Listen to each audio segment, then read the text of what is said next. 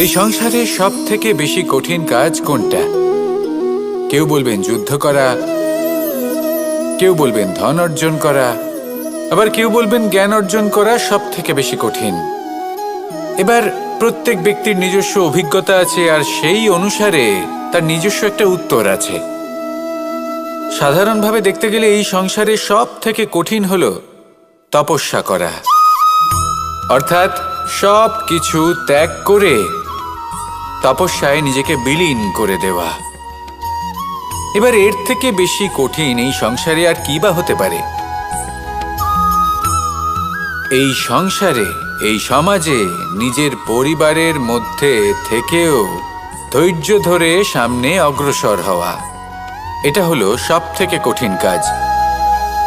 কারণ যখন আপনি তপস্যা করেন তখন সেখানে আপনার ধৈর্য ভাঙার মতো কেউ থাকেন না, না কোনো বন্ধু, না কোনো আত্মীয়, না কোনো শত্রু, কেউ না। কিন্তু যখন আপনি এই সমাজে, এই পরিবারে থাকেন, কোনো না কোনো ব্যক্তি এসে আপনার ধৈর্যের বাঁধ ভেঙে দেওয়ার ক্ষমতা রাখেন। তারা আপনার ধৈর্যের বাঁধ ভেঙে দেয়, আর কখনো কখনো তারা অনিচ্ছাকৃতভাবেই সেটা করে থাকেন। কারণ তাদের মানসিকতা আপনার থেকে আলাদা, তাদের কর্ম আপনার থেকে আলাদা, তাদের দৃষ্টিভঙ্গি আপনার থেকে আলাদা, জীবন যাপন আপনার থেকে আলাদা। সেক্ষেত্রে আপনি ধৈর্যচ্যুত হন, প্রসন্নতা আপনার থেকে ছিনিয়ে নেওয়া হয়। সেই জন্য এই সংসারে, এই পরিবারের থেকেও ধৈর্য ধরে সামনে অগ্রসর হওয়া কোনো পর্বতের শিখরে গিয়ে তপস্যা করার থেকেও অনেক বেশি কঠিন। আর যে ব্যক্তি এই সমাজেই, এই পরিবারে, সেই সকল মানুষের মধ্যে থেকে গিয়েও ধৈর্য ধরে অগ্রসর হতে থাকেন, যারা এই কাজটা শিখে নিতে পারেন, তারাই কিন্তু জীবনে আনন্দ লাভ করতে পারেন। এই ধৈর্যই শেষে আপনার জীবনে প্রসন্নতা বহন করে আনবে। তাই ধৈর্য ধরে জীবনের পথে অগ্রসর হন, আর আমার সাথে ভালোবেসে বলুন, রাধা রাধা।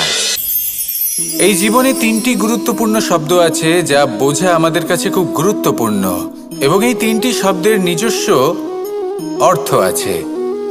প্রথম হলো সঙ্গবদ্ধতা, অর্থাৎ একসাথে মিলে কাজ করতে হবে, একসাথে মিলে পরিশ্রম করতে হবে, সামনে এগোতে হবে। এরকম করতে পারলে আপনার শক্তি বৃদ্ধি পাবে, আপনার ক্ষমতা বৃদ্ধি পাবে, আপনি এগোতে পারবেন এবং অনেক দূরে যেতে পারবেন। দ্বিতীয় হলো আত্মবিশ্বাস। হেরে যাওয়া বস্তুও আবার জিতে নিতে পারবেন। যদি আপনার নিজের আত্মবিশ্বাস থাকে তাহলে আপনি কখনো পরাজিত হবেন না। এবং তৃতীয় হলো অহংকার। জয়লাভ করার পরেও কিন্তু এটা আপনাকে পরাজিত করতে পারে। সেই জন্য জীবনে সঙ্গবদ্ধ হন, আত্মবিশ্বাস রাখুন, কিন্তু কখনোই অহংকার করবেন না। এই অহংকার আপনার থেকে সব কিছু কেড়ে নিতে পারে। এই অহংকারের জন্যই মথুরাপতি কংস নিজের পতনের দিকে অগ্রসর হয়েছিলেন। এই অহংকারকে ত্যাগ করুন, আর আমার সাথে ভালোবেসে বলুন, রাধা রাধা। আমরা যখনই কোনো গাছের চারা রোপণ করি তখন সবার আগে পরীক্ষা করে দেখি যে যেখানে আমরা চারা রোপণ করতে চলেছি সেখানকার মাটি আদৌ উর্বর কিনা, সেই মাটি সেই চারাকে বাড়তে সাহায্য করবে কিনা। যখন একটা চারা রোপণের আগে আমরা এত কিছু ভাবতে পারি, তাহলে কাউকে বিশ্বাস করার আগে আমরা কেন ভাবি না? জীবনে কখনো এই বিশ্বাসরূপী চারা কোথাও রোপণ করার আগে বোঝার চেষ্টা করুন যে যার ওপর আপনি বিশ্বাস করতে চলেছেন সে কি আদৌ আপনার বিশ্বাসের যোগ্য কি না।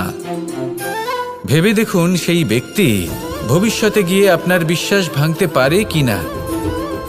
এটাও ভেবে দেখুন যে যাকে আপনি বিশ্বাস করতে চলেছেন তাকে আপনি বিশ্বাস করলে নিজের জীবনের উদ্দেশ্যে আপনি অগ্রসর হতে পারবেন কি না। আর তার জন্য প্রয়োজন সঠিক সিদ্ধান্ত, পরখ করা, কোনটা উচিত কোনটা অনুচিত সেটা বোঝা। আর তাতে কিন্তু আপনি সন্দেহবাতিক হবেন না, তাতে আপনি আরো নিপুণ হয়ে উঠবেন।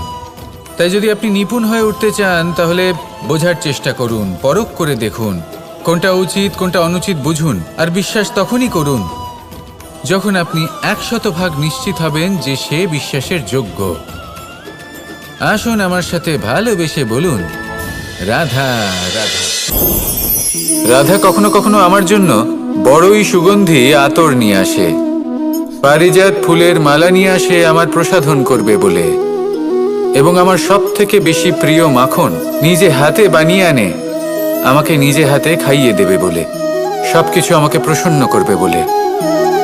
কিন্তু আপনি কখনো ভেবেছেন যে এই আতর কিভাবে বানানো হয়? সহস্র ফুলের পাপড়ি একসাথে পিষে নিতে হয়, তারপরে তার থেকে যে রস নিঃসৃত হয় সেই রস দ্বারাই আতর তৈরি হয়। অনেক সংখ্যক ফুলকে অসীম যন্ত্রণা ভোগ করতে হয়, তবে তারা আমার প্রসাধন সামগ্রী হয়ে উঠতে পারে। দুধ থেকে মাখন তৈরি করার জন্য কতটা পরিমাণ মন্থন সহ্য করতে হয় সেটা আপনি জানেন। ঠিক সেই রকমই হলো আমাদের জীবনও। বিপদও আসে, কঠিন পরিস্থিতিও আসে, এর সম্মুখীন হতে শিখুন। মনে রাখবেন, আপনি হলেন সেই দুধ যাকে মন্থন সহ্য করতে হবে মাখন হয়ে ওঠার জন্য। মনে রাখবেন, আপনি হলেন সেই ফুলের মতন যাদের পিষ্ট হতে হবে সুগন্ধি আতর হয়ে ওঠার জন্য, যাকে এই সংসার পছন্দ করে। কখনো কখনো জীবনে আপনার সাথে খারাপ শুধুমাত্র এই কারণে ঘটে যাতে আপনার শ্রেষ্ঠ রূপ এই সংসারের সামনে আসতে পারে। শুধুমাত্র কঠিন পরিস্থিতি এবং বিপদকে একটা সুযোগ হিসেবে দেখার চেষ্টা করুন। আপনার জন্য এই সংসার বদলে যাবে, সংসারকে দেখার দৃষ্টিভঙ্গি পাল্টে যাবে, আপনার ভাগ্য পাল্টে যাবে, আর এই মন প্রসন্ন হয়ে বলবে, রাধা রাধা। পাশা নামক এই খেলাটি আপনারা নিশ্চয়ই খেলেছেন, না খেলে থাকলে দেখেছেন, আর যদি দেখেও না থাকেন তাহলে নিশ্চিত রূপে শুনেছেন। মহাভারতের এই মহাযুদ্ধ কোথাও না কোথাও এই পাশা নামক খেলার কারণে হয়েছিল। পাশার এই বিচিত্র খেলা, দান, এইসবের কারণে কেউ নিজের মাথায় রাজ মুকুট পরিধান করেছিলেন, আবার সেখানে পরাজিত হওয়ার জন্য কাউকে বনবাসও ভোগ করতে হয়েছিল। কিন্তু এই খেলা সমাপ্ত হওয়ার পরে সমস্ত ঘুঁটি আর এই পাশার ছক একই পুটলিতে স্থান পেল। এটাই হলো আমাদের জীবন। এই সংসারে আমরা জয় পরাজয়ের বিষয়ে এতটাই ভাবি, এত চিন্তা করি যে এই জীবনের খেলার আনন্দটাই উপভোগ করতে পারি না। আর অবশেষে কি হয়? কেউ জয়ী হন, কেউ পরাজিত হন, কিন্তু দুজনেই একই স্থানে পৌঁছে যান। প্রত্যেক ব্যক্তি মৃত্যুর পরে একটি নির্দিষ্ট স্থানেই পৌঁছতে বাধ্য, কিন্তু ততক্ষণ এই জীবন, এই খেলা, তার আনন্দ উপভোগ করুন। এই সংসারে সেই ব্যক্তি শ্রেষ্ঠ স্থানে পৌঁছতে পেরেছেন যিনি এই সংসারকে প্রকাশ প্রদান করেছেন, যিনি কখনো জয় পরাজয় এ বিষয়ে ভাবেননি, শুধু এই জীবনের খেলার আনন্দ উপভোগ করেছেন। এটাই আপনিও করুন, আর আমার সাথে ভালোবেসে বলুন, রাধা রাধা। প্রত্যেক মানুষ নিজের জীবনে দুঃখ অনুভব করেন। প্রত্যেকের দুঃখ আলাদা হতে পারে। কারোর মনে এই দুঃখ থাকে যে সে তার বাবা মায়ের সব ইচ্ছে পূরণ করতে পারেননি। কেউ এটা ভেবে দুঃখ পান যে সে চিরকাল সদাচার করেছেন, সৎকর্ম করেছেন, কিন্তু তাও তাকে দুরাচারী বলে মনে করা হয়। কেউ এটা ভেবেও দুঃখ পান যে তার সামনে যে ব্যক্তি রয়েছেন তার চোখে তিনি শত্রু হয়ে উঠেছেন বা দুষ্ট হয়ে উঠেছেন, যেখানে তিনি হয়তো কোনো অনুচিত কাজই করেননি। এবার এই সমস্ত বিষয় নিয়ে ভেবে নিজের ব্যক্তিত্ব নিয়ে সন্দেহ প্রকাশ করবেন না। যদি নিজের ব্যক্তিত্ব নিয়ে কোনো সন্দেহ থেকে থাকে তাহলে কর্ম সংক্রান্ত প্রশ্ন করুন যে আপনি যা করেছেন তাতে কি উচিত ছিল, কি অনুচিত ছিল। যেটা প্রয়োজন সেটা এটা বোঝার যে আপনার অন্তর্মন, আপনার বিবেক আপনাকে কি বলছে, আর আপনার অন্তর্মন আর আপনার বিবেক আপনাকে যেটা করতে বলবে শুধু সেটাই করুন। আর তারপরে এই সংসার কি বলবে, কি ভাববে সেসব নিয়ে ভাবতে যাবেন না, কারণ এই সংসার তো ঈশ্বরকেও প্রশ্ন করে থাকে, ঈশ্বরকেও দোষী মনে করে। কখনো কখনো যখন কোনো ঘটনা মানুষের ইচ্ছা অনুযায়ী ঘটে না, তখন মানুষ এটা বলে যে হে ঈশ্বর, আপনি আমার পাশে থাকলেন না, আপনি বড়ই কঠোর, এটা আপনার দোষ। যেখানে বেশিরভাগ সময় হয়তো সে নিজেই নিজের কর্মফল ভোগ করছে, আর কখনো কখনো ঈশ্বর হয়তো তার জন্য আরো ভালো কোনো পরিকল্পনা করে রেখেছেন, কিন্তু মানুষ সেটা বুঝতে পারে না। তাই দিনের শেষে যেটা প্রয়োজন সেটা হলো নিজের মনের কথা বুঝতে হবে। আপনার বিবেক কি বলছে শুধু সেটাই করুন আর সামনে এগোতে থাকুন। আমার সাথে ভালোবেসে বলুন, রাধা রাধা। পরিবর্তন, এটা হলো সৃষ্টির অমূল্য নিয়ম। এই সংসারে সবকিছু সময়ান্তরে পরিবর্তিত হয়, এই সময়ও পরিবর্তিত হয়। পরিবর্তন চিরকাল হয়ে এসেছে আর চিরকাল হতে থাকবে, কিন্তু এবার আমরা সেই পরিবর্তন কিভাবে লাভ করব যেটা আমাদের প্রয়োজন, যেটা আমরা চাই। আমরা জীবনে বিকাশ চাই। এই বিকাশ কিভাবে লাভ করতে পারি? এই প্রকৃতি কিন্তু আমাদের অত্যন্ত উত্তম উদাহরণ দিয়ে বুঝিয়েছে। একটি বিন্দুর উদাহরণ দিয়েছে যা ভবিষ্যতে একটা বিশাল নদীর আকার ধারণ করে। এটা কিভাবে হয়? মেঘ থেকে একটি বিন্দু ঝরে পড়ে সেই পর্বতের ওপর যেখানে হিম আছে। সেই হিমের সংস্পর্শে আসা মাত্র সেই বিন্দুর সাথে আরও বেশ কিছু বিন্দু যুক্ত হয়। তারপর তারা অগ্রসর হয়, আরও কিছু বিন্দু যুক্ত হয়, আস্তে আস্তে একটা ক্ষীণ ধারার রূপ ধারণ করে এবং সেটাই ভবিষ্যতে আরও এগোতে থাকে। অনেকটা যাওয়ার পর যখন অনেক সংখ্যক বিন্দু একসাথে যুক্ত হয় তখন সেটা বিশাল নদীর আকার ধারণ করে। এবার আমরা মানুষ বলে আমাদের সাথে এই নিয়মের অন্যথা হয় তা নয়। আমরাও এই প্রকৃতির অংশ, আমাদের ক্ষেত্রেও একই নিয়ম প্রযোজ্য। যখন পরিশ্রম করে অনেক সংখ্যক বিন্দু আমরা একত্রিত করব তখনই পরিবর্তনের নদী প্রবাহিত হবে। প্রয়োজন হলো নিরন্তর পরিশ্রম করা এবং ধৈর্য ধরা। এটা করতে থাকুন, জীবনে সব কিছু লাভ করতে পারবেন, কারণ প্রকৃতি আমাদের এটাই শিখিয়েছে। আর আমরা এই ব্রহ্মরই একটি অংশ, যার দ্বারা এই ব্রহ্মাণ্ড নির্মিত। আসুন আমার সাথে ভালোবেসে বলুন, রাধা রাধা। কখনো এই প্রকৃতির দিকে তাকিয়ে থাকবেন। এই প্রকৃতি অনেক ধরনের শিক্ষা দেয়। কোনো একটা গাছকে দেখুন কিভাবে সে মাটি থেকে জল শুষে নেয়। সে ঝড় হোক বা হোক কড়া রোদ সব সহ্য করে এবং অবশেষে সে ফল ধারণ করে। আর সেই ফল উৎপন্ন করার পরে সে ফল কিন্তু সে নিজে গ্রহণ করে না, এই সংসারকে প্রদান করে, যাতে পশু পাখি মানুষ তারা এই ফল গ্রহণ করে শক্তিশালী হয়ে উঠতে পারে, সুস্থ থাকতে পারে। সেভাবেই নদী, সরোবর এরা নিজেরাও কিন্তু নিজেদের জল গ্রহণ করে না, মাটিকে প্রদান করে, পশু পাখিকে প্রদান করে। সূর্য নিজেও নিজের জন্য প্রজ্বলিত হয় না, সে প্রকাশ ছড়িয়ে দিতে চায় আমাদের সবার কাছে, সে আলো পৌঁছে দিতে চায়। এই প্রত্যেকের কর্মে পরমার্থ নিহিত আছে, আর সেই জন্যই এদের সকলকে পুজো করা হয়। তাই মনে রাখবেন, আপনার কাছে জীবন যাপনের অতিরিক্ত যা কিছুই আছে তা পরমার্থের জন্য। তাহলে তার সদ্ব্যবহার করুন আর আমার সাথে ভালোবেসে বলুন, রাধা রাধা। আমরা প্রত্যেকেই অবশ্যই এমন সময় দেখেছি যখন অনেকগুলো সমস্যা একসাথে আমাদের জীবনে এসে পড়ে। সমস্যা আমাদের প্রত্যেকের জীবনেই থাকে। আমরা তার সমাধান খুঁজতে চেষ্টা করি, কখনো সমাধান খুঁজে পাই, আবার কখনো যতই চেষ্টা করি না কেন কোনো সমাধান খুঁজেই পাই না। আর যখন এটা হয় তখন মানুষ অত্যন্ত বিচলিত হয়ে পড়েন। নিজের আত্মীয় স্বজন, নিজের বন্ধু বা সংসার এদের ওপরে এই দোষ চাপিয়ে দেন যে এদের জন্যই এই সমস্যা এসেছে। এবার যদি আমি আপনাকে কোনো পরামর্শ দিই তাহলে এটাই বলবো যে দৃষ্টিভঙ্গি পাল্টে দেখুন। এই দৃষ্টিভঙ্গি দিয়ে দেখুন যে এই সংসারে যে সমস্যায় আসুক না কেন তার জন্য কেউ দোষী নয়, না আপনি না অন্য কেউ। এই পুরো খেলাটাই আপনার মানসিকতা, আপনার দৃষ্টিভঙ্গির, আপনার মনের। কিভাবে বোঝাচ্ছি?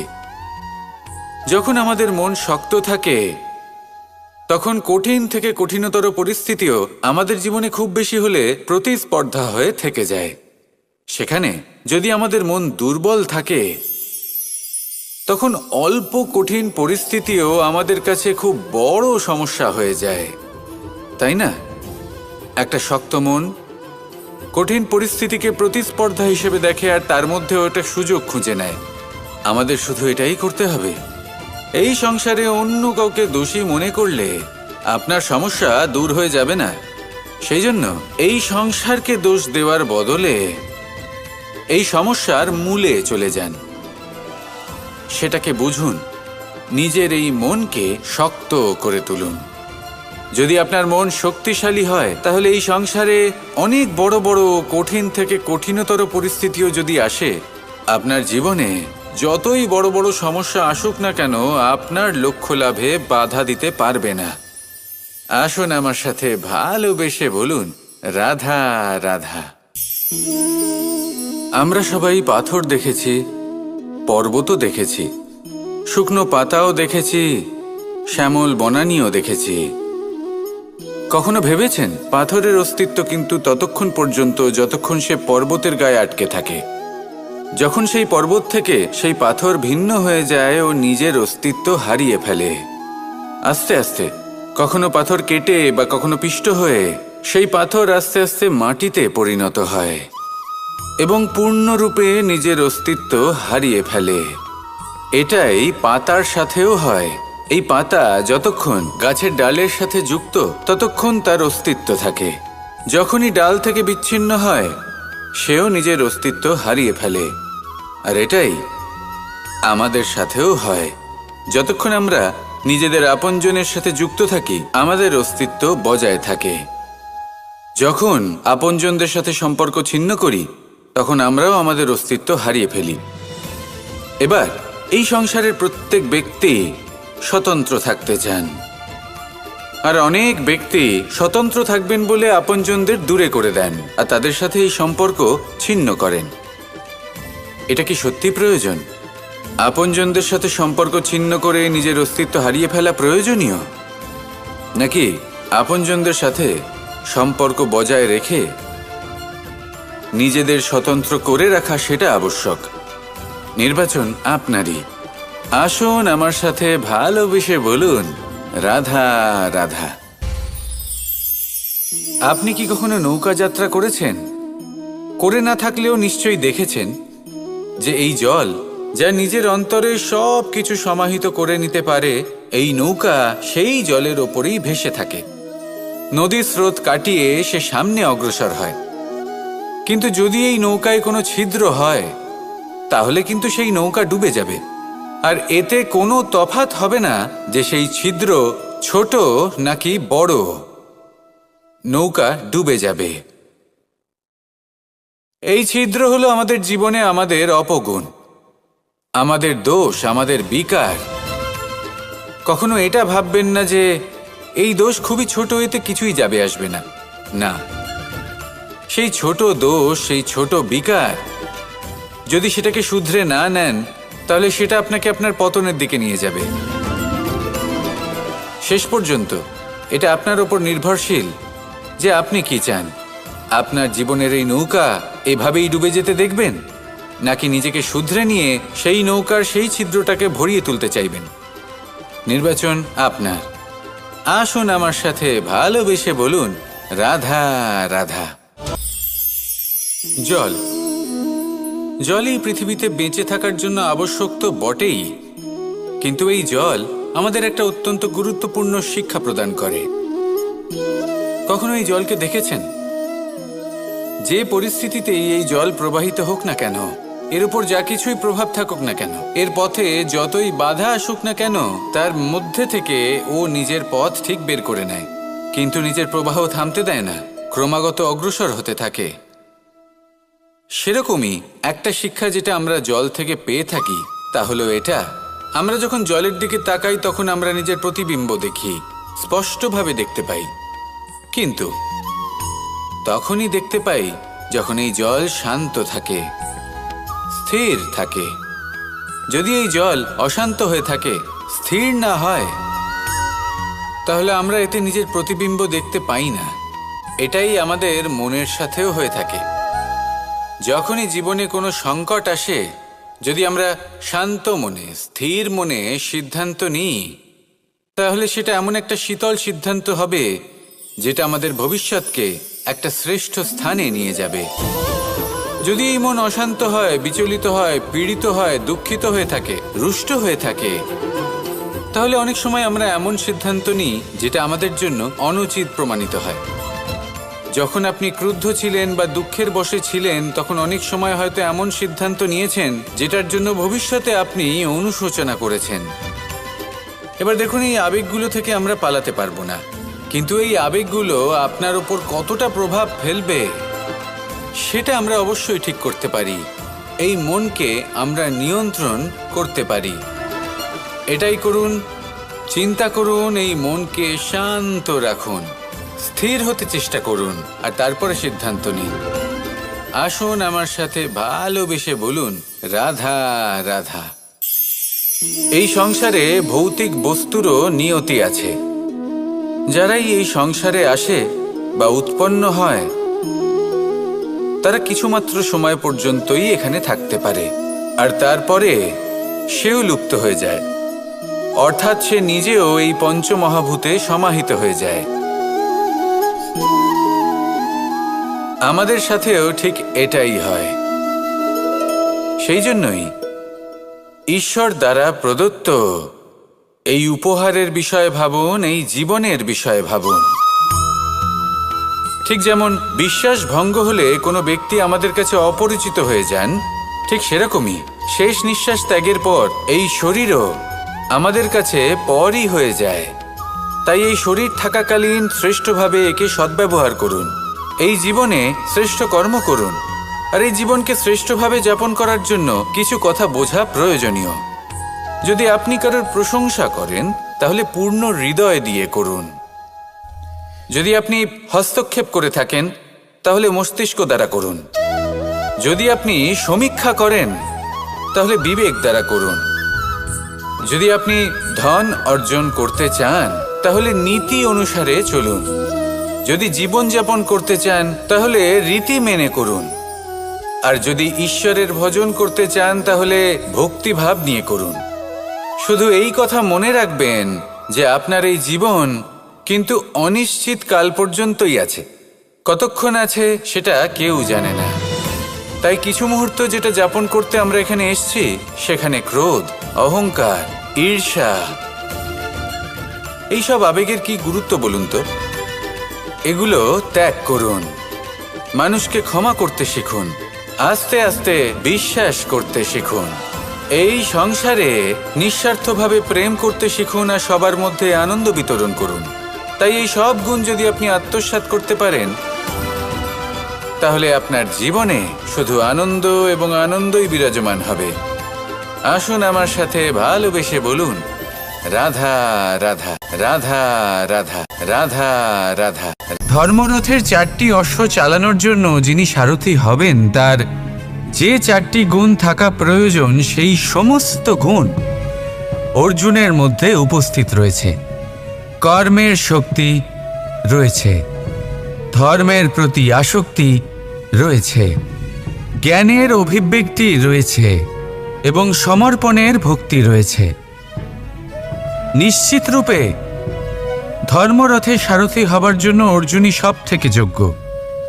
আর ও শুধুমাত্র দ্রৌপদীর স্বামীই হবে না, ইতিহাসে কুরুবংশের রাজকুমার বা ইন্দ্রপুত্রের নামেই শুধু পরিচিত হবে না, বরং অর্জুনই স্বয়ং ইতিহাস রচনা করবে। অর্জুনই হবে কৃষ্ণ সারথি, যত্র যোগেশ্বর কৃষ্ণ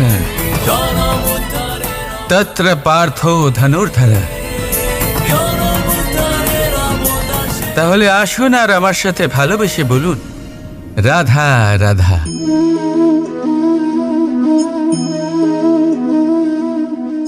আপনার কি মনে হয় আমি কি করছি? আপনি বলবেন আমি প্রদীপ জ্বালাচ্ছি। সঠিক। কিন্তু প্রশ্ন হচ্ছে যে আমি কি আপনাকে বলেছি যে একে প্রদীপ বলা হয়? না। এই প্রদীপ কি নিজেই নিজের পরিচয় আপনাকে দিয়েছে? না। তাহলে আপনি কি করে জানলেন যে একে প্রদীপ বলা হয়? উত্তর হচ্ছে প্রকাশ। যে স্বয়ং জ্বলে অন্ধকারের মধ্যে সংসারকে পথ দেখায়, সেটাই প্রদীপ। যা নিরাশার মাঝে আশার আলো প্রদর্শন করে, সেটাই প্রদীপ। অপর দিকে আছে সাপ, যাকে না দেখেও তার ফনার আওয়াজ শুনেই লোকে ভয় পেয়ে যায়। তার মানে ব্যক্তির পরিচয় তার কর্মের দ্বারা পাওয়া যায়। তাই আপনার এটা বলার প্রয়োজন নেই যে আপনার পরিচয় কি। এটা আপনার কর্মই নিশ্চিত করবে যে লোকে আপনাকে প্রদীপ ভেবে ভালোবাসবে নাকি সাপ ভেবে ভীত হয়ে থাকবে। রাধা রাধা। সময় কত বিচিত্র হয়। সময় আমাদের পক্ষে থাকলে আমরা নিজেদের রাজা মনে করে নিই, আর সেই সময় যদি বিপক্ষে চলে যায় তাহলে নিঃস্ব হতে সময় লাগে না। তাই মানুষের একটা অভ্যেস আছে, খারাপ সময়ের জন্য কিছু সঞ্চয় করা। আত্মীয়, বন্ধু খারাপ সময় পাশ থেকে সরে যায়। যশ, মান প্রতিকূল সময় চিরস্থায়ী হয় না। তাই মানুষ মনে করে অর্থ সঞ্চয় করাই শ্রেয়। অর্থের কোনো হৃদয় নেই যা সময়ের সাথে পরিবর্তিত হবে। সংসার বলে সর্বদা অর্থ সঞ্চয় করতে থাকুন। খারাপ সময় অবশ্যই কাজে লাগবে, কিন্তু আমি বলবো শুভ কর্ম করতে থাকুন, আনন্দে থাকুন, নিজের ওপর আর ঈশ্বরের ওপরে বিশ্বাস রাখুন। খারাপ সময় কখনো আসবেই না। রাধা রাধা। প্রকৃতি মানুষকে এক বিশেষ শক্তি দিয়েছে, অন্য জীবের থেকে বেশি শক্তি দিয়েছে। স্মরণ শক্তি। এই শক্তি মানুষকে অন্য জীবের থেকে ভিন্ন করে, ইতিহাস রচনা করার প্রেরণা দেয়, জ্ঞানকে বংশানুক্রমে এগিয়েও নিয়ে যায়। আর যারা ভুলে যান, অধিকাংশ সময় তারা উপহাস আর দয়ার পাত্র হয়ে যান। কিন্তু এটাই কি প্রকৃত রূপে সত্য? না। এই স্মরণ শক্তি মানুষের বিকাশের সব থেকে বড় বাধা হয়ে দাঁড়ায়। তার মনকে দূষিত করে দেয়। খারাপ অভিজ্ঞতা, কারোর করা বিশ্বাসঘাতকতা, কারোর কটাক্ষ বেশিরভাগ মানুষই ভুলতে পারেন না। আর তারপর প্রতিশোধ নিতে উদ্যত হন। প্রথমে সময় নষ্ট করেন প্রতিশোধের প্রস্তুতিতে, আর তারপর সময় নষ্ট করেন প্রতিশোধ নেওয়ার সুযোগ খুঁজতে। যদি সন্তুষ্টি পেতে চান, যদি জীবনে আনন্দ পেতে চান, তাহলে স্মরণ শক্তির সদ্ব্যবহার করুন।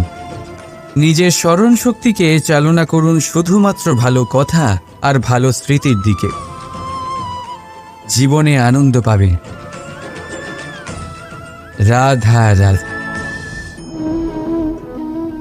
মানুষ নিজের পরিবারের জন্য কত কিছুই না করে, দিন রাত পরিশ্রম করতে থাকে যাতে তার পরিবারের প্রয়োজন পূরণের জন্য অর্থ রোজগার করতে পারে। কিন্তু শুধু অর্থ রোজগার করাটাই কি যথেষ্ট? আপনি বলবেন, হ্যাঁ নিশ্চয়ই, অর্থ দিয়ে সব কিছু পাওয়া যায়, বিদ্যা পাওয়া যায়, বাড়ি পাওয়া যায়, ওষুধ পাওয়া যায়, আর কত কিছুই না পাওয়া যায়। এইসব একটা পর্যায় পর্যন্ত সঠিক, কিন্তু একটু মন দিয়ে ভেবে দেখুন, যখন কোনো শিশু অসুস্থ হয়ে পড়ে তখন সে ওই তিক্ত ওষুধ কেন খেয়ে নেয়? এই জন্য কারণ ওর পিতা সেই ওষুধ অর্থ দিয়ে কিনেছে? না, বরং এই জন্য কারণ তার পিতা যে তার সামনে দাঁড়িয়ে, তার ওপরে তার বিশ্বাস আছে, বিশ্বাস আছে যে উনি তার কিচ্ছু হতে দেবেন না। এই বিশ্বাস, এই সংস্কার, এই শিক্ষা কখনো অর্থ দিয়ে পাওয়া যায় না। এইটা পাওয়া যায় সেই সময় থেকে যা মাতা পিতা তাদের সন্তানের সাথে কাটিয়েছেন। তাই জীবনে অর্থ অবশ্যই উপার্জন করুন, কিন্তু নিজের পরিবারকেও সময় দিন, আনন্দ পাবে। রাধা রাধা। কখনো কোনো পাখিকে দেখেছেন? যখন তারা ডিম পাড়তে প্রস্তুত হয় তখন তারা সবচেয়ে আগে একটা স্থান খোঁজে, একটা স্থান যা বর্ষা, রৌদ্র আর শত্রুর থেকে সুরক্ষিত হয়।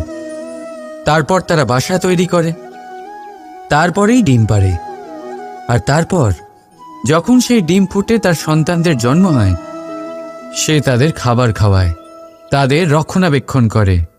কিন্তু যখন তাদের ডানা গজায় তখন না সে তাদের খাবার দেয় আর না তাদের বাসা বানাতে শেখায়। শুধুমাত্র তাদের উড়তে শেখায় সে। তারপর সেই বাচ্চারা আকাশে উড়তে শিখে নিজেরাই নিজেদের খাবার জোগাড় করতে শিখে যায়, নিজেরাই নিজেদের বাসা বানাতে শিখে যায়। আর আমরা মানুষেরা কি করি? আমাদের সন্তান বড় হয়ে যাওয়া সত্ত্বেও তাদের নিয়ে সর্বদা দুশ্চিন্তা করি। তার জন্য আমরা গৃহ নির্মাণের চেষ্টা করি। নিজের সন্তানকে আরও শক্তিশালী করে গড়ে তোলার বদলে তাকে আমরা দুর্বল করে দিই। জীবনে সেটাই করুন যা একটা পাখি করে। নিজের সন্তানকে আকাশে ওড়ার শিক্ষা দিন, সংস্কার দিন, আর একটা নির্দিষ্ট সময়ের পরে তাকে নিজের আকাশ নির্ধারণ করতে মুক্ত করে দিন। রাধা রাধা। সাগরে সেতু বাঁধার গল্প তো আপনারা নিশ্চয়ই শুনে থাকবেন। রামচন্দ্রের সেনাকে 100 যোজন সমুদ্র অতিক্রম করে লঙ্কায় আক্রমণ করতে হতো। সেতুকার নল আর নীল সেতু বাঁধার উপায় বের করল, কিন্তু প্রশ্ন ছিল সেতু বাঁধা কি করে হবে? সমুদ্র অত্যন্ত গভীর। কত পাথর দেওয়া হলে এই বিশাল সমুদ্র অতিক্রম করা সম্ভব হবে? তখন এক উপায় নির্ধারিত হল। পাথরের ওপর লেখা হলো রামের নাম। আর যখন সেই পাথরগুলোকে সাগরে ফেলা হলো, সেগুলো ভাসতে লাগলো।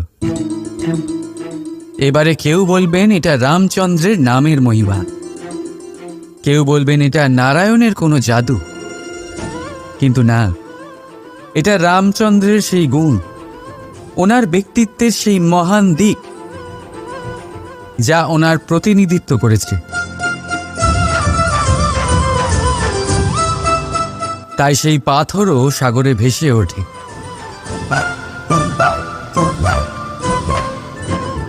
ঠিক সেইভাবেই যেখানে আমরা থাকি না, সেখানে আমাদের গুণ আমাদের প্রতিনিধিত্ব করে। আমাদের নামের শক্তি আমরা নিজেরাই তৈরি করি, আমাদের কর্ম দিয়ে, আমাদের গুণ দিয়ে। এবার সিদ্ধান্ত আপনার যে আপনার নামের সাহায্যে কেউ বিপদ থেকে উদ্ধার হবে, নাকি আপনার দুষ্কর্মের ফলে কেউ ডুবে যাবে। ভালো করে ভেবে দেখুন। রাধা রাধা। আমাদের জীবনে গুরুজনেরা, জ্ঞানী মানুষজন সবসময় একটা কথা বলেন, ধৈর্য ধরো। শুধুমাত্র দুটো শব্দ, কিন্তু কতটা বিশাল সেটা বোঝার চেষ্টা করুন। ছোট একটা অস্ত্র হাতে নিন এবং একটা বিশাল পর্বতে নিরন্তর প্রহার করতে থাকুন। ধৈর্য ধরে সেই কাজ করতে থাকুন। এমন একদিন আসবে এই বিশাল পর্বতে আপনি একটা পথ তৈরি করবেন। কোনো ধনুর্ধর যখন নিজের বিদ্যা অর্জন করেন তখন তাকেও ধৈর্য ধরতে হয়, তার নিজেকে সময় দিতে হয়, তবেই সে ধনুর্বিদ্যা শিখতে পারে। সেইভাবে আমাদের জীবনেও ধৈর্য ধরার খুব প্রয়োজন।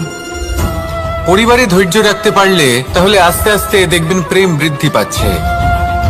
সমাজে যদি ধৈর্য রাখতে পারেন তাহলে আস্তে আস্তে এই সমাজ আপনাকে সম্মান করবে। যদি নিজের জীবনে ধৈর্য রাখতে পারেন তাহলে নিজে থেকেই আত্মবিশ্বাস বাড়বে, নিজের বিকাশ হবে। জীবনে সবই সম্ভব যদি ধৈর্য রাখতে পারেন। হয়তো আস্তে আস্তে হবে, কিন্তু হবে অবশ্যই। শুধু ধৈর্য রাখুন, কারণ ধৈর্যই সব থেকে বড় পুঁজি। আসুন আর আমার সাথে ভালোবেসে বলুন, রাধা রাধা। আমাদের জীবনে যখনই আমরা কোনো বড় দায়িত্বের সম্মুখীন হই, তখন আমরা তার থেকে দূরে পালাই আর এই অজুহাত দিই যে না না, এত বেশি ভার বহন করার যোগ্যতা আমার নেই, আমি করতেই পারবো না। দেখুন, এই সংসারে ভিন্ন ভিন্ন ধরনের গাছ আছে, ছোট গাছ, বড় গাছ, কিন্তু বটগাছের মতো বড় এবং নিবিড় গাছ আর একটাও নেই। সে নিঃস্বার্থভাবে এই সংসারকে সেবা করে যায়, ছায়া প্রদান করে, শীতলতা প্রদান করে। আর যখন এমন সময় আসে যখন তার ওপর বোঝা অত্যন্ত বেড়ে যায়, সে কিন্তু কোনোভাবেই ভেঙে পড়ে না। তখন সে নিজের নিঃস্বার্থ কর্মের ফল লাভ করে, সেই নিঃস্বার্থ কর্ম যা সে করেছে। তার দেহ থেকে ছোট ছোট ঝুড়ি বার হয় এবং তা কাণ্ডের আকার ধারণ করে। সেই কাণ্ড মাটির কাছে পৌঁছয় এবং তারপর তা বটগাছের সহায়ক হয়ে ওঠে। সে ভেঙে পড়ে যায় না। এইভাবে আপনিও জীবনে নিঃস্বার্থভাবে সবার সেবা করুন, ভালোবাসুন, সবাইকে সাহায্য করুন। যেদিন আপনার ওপর বোঝা অত্যন্ত বেড়ে যাবে, সেদিন এই সব মানুষ আপনাকে সাহায্য করার জন্য আসবেন, আপনার শক্তি হয়ে উঠবেন, আর আপনি বটগাছের মতোই মহান এবং বিশাল হয়ে উঠবেন। আসুন আর আমার সাথে ভালোবেসে বলুন, রাধা রাধা। একটা শব্দ আছে, পরিস্থিতি। অনেক মানুষের মুখে আমরা এই শব্দ শুনি। জীবনে যখন অসফল হই, দুঃখ আসে, সংকট আসে, কোনো বিপদ ঘনিয়ে আসে, তখন সমস্ত দোষ আমরা পরিস্থিতির ওপর চাপিয়ে দিই। আর দেখতে গেলে কোথাও না কোথাও ঠিকই করি। এই পরিস্থিতি প্রত্যেক দিনের মতো পাল্টাতে থাকে, কিন্তু এই দিন, এই রাত, এমন কেউ আছেন যিনি এর উপরেও নিয়ন্ত্রণ সাধন করেন, আর তিনি হলেন সূর্য। ঠিক সেই রকমই আমাদের জীবনেও সূর্য হলো এই মন। যদি এই মনের উপর আমরা নিয়ন্ত্রণ করতে পারি, তাহলে আমরা জীবনকেও নিয়ন্ত্রণ করতে পারবো। প্রথমে এই মনের রাজা হয়ে উঠতে হবে। তাই মনে রাখবেন, যদি মন দুর্বল হয়, তাহলে পরিস্থিতি আমাদের সমস্যা বলে মনে হবে।